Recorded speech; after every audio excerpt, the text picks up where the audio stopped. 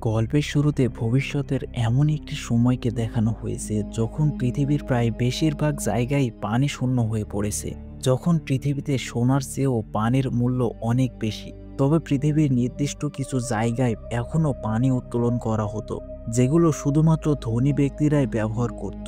পৃথিবীতে গরিব মানুষগুলো পানির অভাবে ফসল ফলাতে পারত না। দিনের পর দিন মানুষ পানির অভাবে মরতে থাকে। এমনই এক গরিব পরিবারকে দেখানো হয় যাদের নাম নেস্ট। নেস্টের দুই ছেলে মেয়ে মেরি ও জেরন। নেস্ট তার পরিবারকে নিয়ে খুব কষ্ট করে দিন পার করছিল।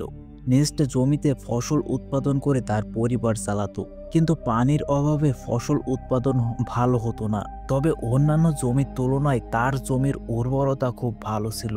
তাই নেস্ট তার জমির পাশে পানি উত্তোলনের মেশিন স্থাপন করে। তার জমির পাশেই আরও একটি পানি উত্তোলনের মেশিন বসানো ছিল, যার জন্য খুব অল্প পরিমাণেই পানি উঠত তার মেশিনে। এমনই একদিন দুইজন চোর নেস্টের পানির পাইপ চুরি করার জন্য আসে। ঠিক তখনই নেস্ট সেখানে চলে আসে। চোরগুলো নেস্টকে দেখে তার উপর গুলি চালায়, তবে নেস্ট বেঁচে যায় আর উল্টো চোরগুলোকে গুলি করে ঘায়েল করে ফেলে। এরপর নেস্ট যখন তার পানির পাইপ চেক করে, সে দেখে তার পাইপে যে অল্প পরিমাণে পানি উঠত সেটাও আর উঠছে না, কারণ তার জমির পাশে কিছুটা দূরে আরও একটি নতুন করে পানি উত্তোলনের জন্য পাইপ বসিয়েছিল। আসলে তার সেই পানি উত্তোলন করে সেগুলো শহরে সাপ্লাই করবে। তবে নেস্ট সেখানে কাজ করত। তার কাজ ছিল শহর থেকে খাবার নিয়ে এসে তাদেরকে সাপ্লাই করা। নেস্ট তার গাধার পিঠে করে খাবার নিয়ে আসতো। একদিন নেস্ট তার ছেলেকে সাথে নিয়ে শহর থেকে খাবার নিয়ে গাধার পিঠে করে তাদের কাছে নিয়ে যায়, যেখানে ম্যাক্স নামের এক লোক ছিল যে সেখানে সব কাজ দেখাশোনা করত। ম্যাক্স তার কাছে বলে যে তোমাদের পাইপলাইন বসানোর ফলে আমার জমির পাশের পাইপে পানি উত্তোলন হচ্ছে না। নেস্ট তাদের অন্য কোথাও পাইপ বসাতে বলে। তখন ম্যাক্স বলে যে এটার জন্য তোমাকে উপর মহলে কথা বলতে হবে, এ বিষয়ে আমি কিছুই করতে পারবো না। ম্যাক্স আগেই উপর মহলে কথা বলেছিল, কিন্তু কেউ তার কথার কোনো গুরুত্ব দেয়নি। নেস্ট এরপর সেখান থেকে চলে যায়। তবে নেস্ট ও তার ছেলে তাদের পোষা গাধাকে নিয়ে যখন মাঝ রাস্তায় পৌঁছায়, তখন গাধাটা একটি পাথরের সাথে পা বেঁধে মাটিতে পড়ে যায়, যার ফলে গাধাটা গুরুতর আহত হয়। আর কিছুক্ষণ পর গাধাটা মারা যায়, যার ফলে নেস্ট বিপদে পড়ে যায়, কারণ সে এখন কিভাবে শহর থেকে খাবার নিয়ে আসবে। যার কারণে নেস্ট একটি নিলামে যায়, যেখানে রোবটদের নিলামি চলছিল। নেস্ট নিলামি থেকে একটি রোবট কিনে নিয়ে আসে, যাতে তারা সেই রোবট ব্যবহার করে তারা শহর থেকে খাবার নিয়ে আসতে পারে। আর নেস্ট রোবট কেনার পর যখন বাড়ি ফিরছিল, তখন রাস্তায় তার ফ্রেন্ড রবির সাথে দেখা হয়। সে তার পরিবারকে নিয়ে কোথাও একটা যাচ্ছিল। রাস্তায় তাদের পানি পিপাসা পায়। নেস্ট তার কাছে থাকা পানি তাদের দিয়ে দেয়, আর সেখান থেকে নেস্ট তার বাড়িতে ফিরে আসে। বাড়ি ফিরে সে দেখে ফেলন নামের একজন লোক তার সাথে দেখা করতে এসেছে। সে নেস্টকে বলে, আমার তোমার রোবটটা চাই। আসলে ফেলন সেই নিলামে অংশ নিয়েছিল। নিলামে ফেলনকে হারিয়ে নেস্ট রোবটটা কিনে নিয়ে আসে, যার পর ফেলন তার কাছে আসে সেই রোবটটি নেওয়ার জন্য। তবে ফেলন তার রোবটটি দিতে চায় না, যার পর ফেলন সেখান থেকে চলে যায়। পরের দিন নেস্ট তার ছেলেকে নিয়ে হসপিটালে যায়। আসলে সেখানে জেরনের মা ক্যাথলিন অ্যাডমিট ছিল। কোনো একটা দুর্ঘটনার ফলে জেরনের মা তার হাঁটার শক্তি হারিয়ে ফেলেছে। হসপিটালে তাকে একটি রোবোটিক স্যুট পরিয়ে হাঁটানো হতো। এরপর আরও কিছুদিন কেটে যায়। একদিন নেস্ট তার জমির অন্য পাশে গর্ত খুঁড়ছিল, যাতে সেখান থেকে সে ফসলে পানির ব্যবস্থা করতে পারে। তবে অনেকক্ষণ খোঁড়ার পরও কোনো লাভ হয় না। নেস্ট পানি উত্তোলন করতে ব্যর্থ হয়। সেই দিন যখন নেস্ট শহরে যাওয়ার জন্য তার ছেলেকে নিয়ে রোবটের কাছে যায়, সেখানে তারা রোবট দেখতে পায় না। তারা তাদের বাড়ির একটি গোদামে রোবটটিকে আটকে রেখেছিল। কেউ ওই রোবটটা চুরি করে নিয়ে গেছে।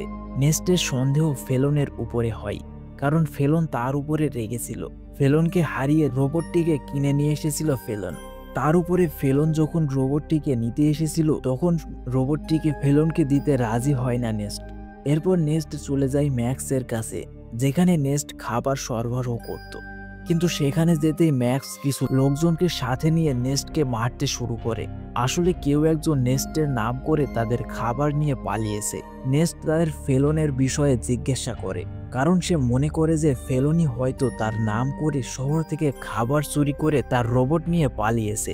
কিন্তু ম্যাক্স কিংবা সেখানে থাকা কোনো লোকই ফেলনের বিষয়ে কিছুই জানতো না। কিছুক্ষণ পর নেস্ট ফেলনকে খুঁজতে বেরিয়ে পড়ে। নেস্ট আগে থেকেই ফেলনকে খুব ভালো করে চিনত, কারণ তার মেয়ের সাথে ফেলনের সম্পর্ক ছিল। নেস্ট তার মেয়েকে অনেক মানা করা সত্ত্বেও নেস্টের মেয়ে মেরি লুকিয়ে ফেলনের সাথে দেখা করত। যাই হোক, নেস্ট ফেলনকে খুঁজতে খুঁজতে মরুভূমির মতো জায়গায় এসে পৌঁছায়, যার চারপাশে ধুধু মরুভূমি, চারিদিকে কোনো মানুষের বাস নেই। সেখান থেকে কিছু দূর যাওয়ার পর নেস্ট সামনে একজন লোককে দেখতে পায়। আসলে সে আর অন্য কেউ নয়, ফেলন। ফেলন শহর থেকে খাবার চুরি করে তার রোবট নিয়ে নির্জন এই জায়গায় লুকিয়েছিল, যাতে কেউ তাকে খুঁজে না পায়। সেই সাথে তার খাবারেরও ব্যবস্থা হয়ে যায়। নেস্ট ফেলনকে দেখে তার কাছে থাকা বন্দুক বের করে আর তাকে ভয় দেখিয়ে তার হাত বেঁধে গ্রামের পাইপ লাইনের দিকে নিয়ে যেতে থাকে। রাস্তায় তাদের দুজনেরই খুব পানি তৃষ্ণা পায়। তাদের কাছে ফেলন শহর থেকে যে খাবার চুরি করেছিল তার ভিতরে কিছু পানির বোতল ছিল। তখন নেস্ট সেই পানি পান করে, আর ফেলনকে যখন পানি পান করার জন্য হাত খুলে তখন হঠাৎ নেস্টের উপর ফেলন আক্রমণ করে, যার ফলে নেস্ট গুরুতর আহত হয়। তখন ফেলন নেস্টকে রোবটের সাথে বেঁধে দেয় আর তার মুখে অনবরত পানি ঢালতে থাকে, যাতে সবাই মনে করে যে নেস্ট সব খাবার চুরি করে খেয়ে ফেলেছে। তার শরীর রোবটের সাথে বেঁধে দেয়, যাতে সবাই মনে করে যে রোবটটি তাকে মেরে ফেলেছে। এরপর সে সেখান থেকে চলে আসে। কিছুক্ষণ পর রোদের তাপে পানিশূন্য হয়ে সেই সাথে অতিরিক্ত রক্তক্ষরণের ফলে নেস্ট সেখানেই মারা যায়। এদিকে নেস্টের মারা যাওয়ার খবর তার পরিবার পেয়ে যায়। কিছু লোক নেস্টের মরদেহ নেস্টের বাড়িতে নিয়ে আসে, সেই সাথে তার রোবটটাকেও নিয়ে আসে। সবাই মনে করে যে রোবটটি হয়তো নেস্টকে মেরে ফেলেছে। যার পর নেস্টের ছেলে জেরন রোবটটিকে ভাঙার জন্য যায় আর রাগে দুঃখে রোবটটিকে বলে, তুমি কেন আমার বাবাকে মারি? এর কিছুক্ষণ পর সেখানে ফেলন আসে আর সে জেরনকে শান্ত করে আর বলে, তোমার বাবা মারা গেছে তো কি হয়েছে, আমি তোমাদের দেখাশোনা করব। সেই দিন রাতে ফেলন পাইপলাইনের কাছে যায়, যেখানে ম্যাক্স পাইপলাইনের কাজ করত। সেখানে গিয়ে ফেলন ম্যাক্সকে বলে, আমার এখানের একটি পানির পাইপলাইন আমার জমিতে চাই, যার মাধ্যমে আমি ফসল ফলাবো। সেই সাথে সে একটি ছুরি দেখায়, যার উপর ম্যাক্সের নাম খোদাই করা ছিল। ফেলন ছুরি দেখিয়ে বলে, তুমি যদি আমার কথা মতো কাজ না করো তাহলে আমি বলে দিব যে এই ছুরিটা আমি নেস্টের কাছ থেকে পেয়েছি, যার ফলে মানুষ মনে করবে তুমি নেস্টের হত্যা করেছো, কারণ শেষবার তোমার সাথে নেস্টের হাতাহাতি হয়েছিল। এখন যদি তুমি আমার কথা মতো না চলো তাহলে তুমি ফেঁসে যাবে। আমি জানি তুমি খুন করনি, তবুও নেস্টের খুনে তুমি ফেঁসে যাবে। ম্যাক্স কোনো উপায় না পেয়ে নেস্টের জমির উপর তাদের পানির পাইপলাইন সেট করে দেয়। এরপর ফেলন সেই পানির ব্যবহার করে নেস্টের জমিতে ফসল ফলাতে শুরু করে। দিন রাত সে পরিশ্রম করে নেস্টের জমিতে ফসল ফলানোর জন্য, যাতে নেস্টের পরিবার নিয়ে ফেলন সুখে শান্তিতে থাকতে পারে। এর কিছু মাস পর ফেলন তার পরিশ্রম দিয়ে নেস্টের জমিতে ফসল ফলাতে সক্ষম হয়। নেস্টের জমিতে খুব ভালো ফসল তৈরি হয়। এসবের মাঝে ফেলন নেস্টের মেয়েকে বিবাহ করে। তারা সবাই সুখে শান্তিতে বসবাস করে। এরপর কিছু মাস কেটে যায়। একদিন ফেলন যখন নেস্টের জমিতে কাজ করছিল তখন সেখানে শহরের ব্যাংক থেকে কিছু লোক আসে। তারা ফেলনকে জানায়, এখন থেকে এই জমি আমাদের, কারণ নেস্ট তাদের ব্যাংক থেকে টাকা নিয়ে সময় মতো পরিশোধ করেনি। এসব কথা শুনে তো ফেলনের মাথা ঘুরে যায়। ফেলন ব্যাংকের লোকদের কাছে টাকা শোধ করার জন্য কিছুদিন সময় চায়। ব্যাংকের লোকজন ফেলনকে 7 দিনের সময় দেয়। যার পর ফেলন বাড়িতে আসে আর একটি গাড়িতে রোবটটিকে তুলে নিয়ে যেতে থাকে। তখন জেরন ফেলনকে জিজ্ঞাসা করে, রোবট নিয়ে তুমি কোথায় যাচ্ছ? ফেলন তাকে বলে, তোমার বাবা ব্যাংক থেকে টাকা নিয়েছে, যেটা শোধ করার জন্য রোবট বেচতে নিয়ে যাচ্ছি। কিন্তু কিছুক্ষণ পর দেখা যায় ফেলন রোবট নিয়ে রবির কাছে আসে, যে কিনা নেস্টের বন্ধু ছিল। ফেলন তাকে ভুলভাল বুঝিয়ে খাবারের লোভ দেখিয়ে তার বাচ্চাকে নিয়ে কিছু লোকদের কাছে আসে, যাদের কাছে ফেলন রবির বাচ্চাকে বেঁচে দেয়। রবি একটু পাগলাটে টাইপের ছিল, তাই প্রথমে সে কিছু বুঝতে পারে না।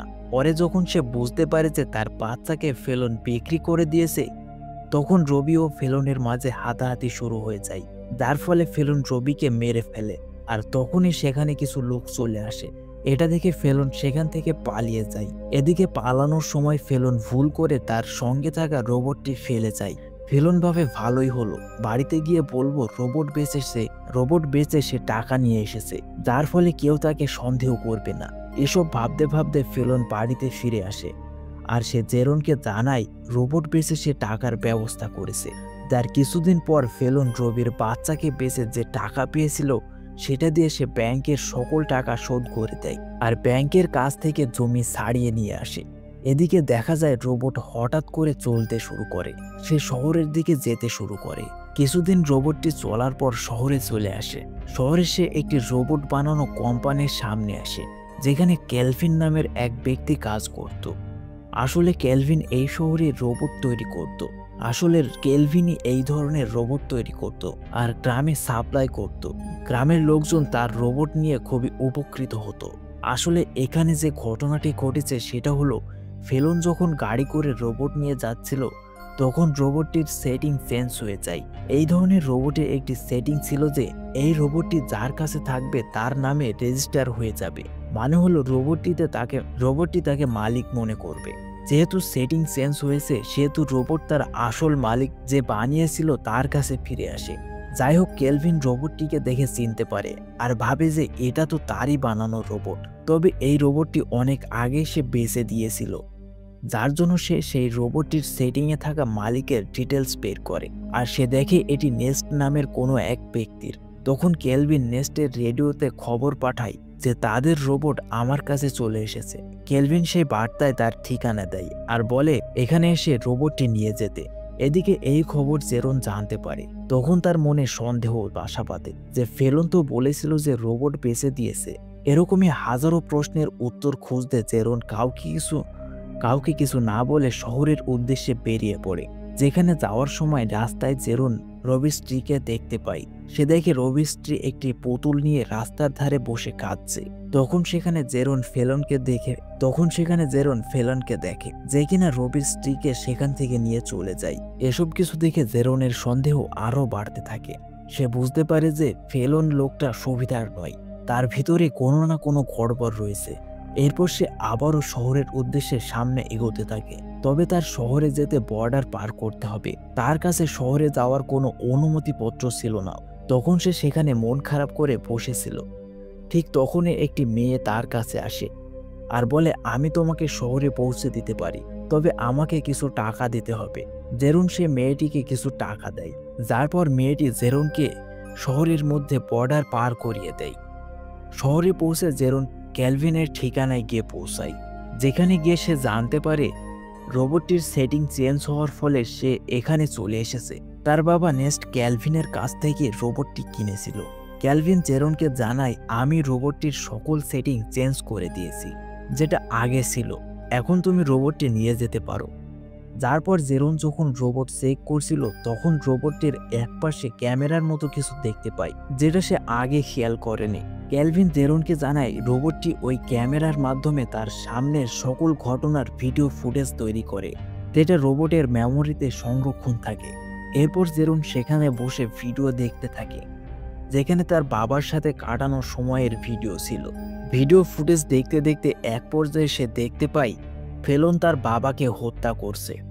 আসলে যখন ফেলন নেস্টকে মারছিল তখন রোবট তার ভিডিও ফুটেজ তৈরি করে, যেটা সে তার মেমোরিতে সংরক্ষণ করে রেখেছিল। যে ভিডিও ফুটেজ দেখে জেরন সবকিছু বুঝে যায় যে কিভাবে ফেলন তার বাবা নেস্টকে মেরে ফেলেছে। এরপর জেরন বাড়ি ফিরে আসে। সে কাউকে বুঝতে দেয় না যে সে সবকিছু জেনে গেছে। তার সাথে সে রোবটটিকেও নিয়ে আসে। বাড়ি ফিরে জেরন মনে মনে ভাবে যে সে তার বাবার মৃত্যুর বদলা নিবে, যার জন্য সে ফেলনকে মারার প্ল্যান তৈরি করে। জেরন জানতে পেরেছিল যে ফেলন রবিকে মেরে ফেলেছে, তাই সে ফেলনকে বলে রবি তোমাকে গ্রামের মাঝে থাকা একটি পাহাড়ে ডাকছে।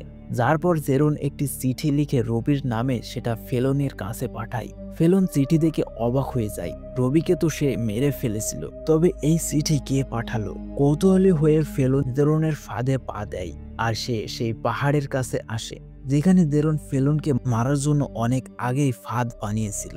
ফেলন সেই ফাঁদে পা দেয় আর একটি খাদে পড়ে যায়। যার পর জেরন সেখানে আসে আর সে বলে আমি সবকিছু জেনে গেছি যে তুমি কিভাবে আমার বাবাকে মেরেছিলে। এরপর একটি বন্দুক দিয়ে গুলি করে মেরে ফেলে ফেলনকে। যার পর জেরন জমিতে ফসল চাষ করে তার বোন ও মাকে নিয়ে সুখে বসবাস করে।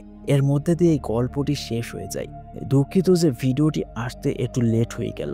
আমরা প্রত্যেক 5 দিন অন্তর একটি করে ভিডিও পাবলিশ করি, তবে কিছু পার্সোনাল কারণে এই ভিডিওটি তৈরি করতে দেরি হয়ে গেছে। এরপর থেকে সময় মতো ঠিক 5 দিন অন্তর একটি করে ভিডিও আপনাদের জন্য পাবলিশ করা হবে। চ্যানেলটি সাবস্ক্রাইব করুন। ধন্যবাদ।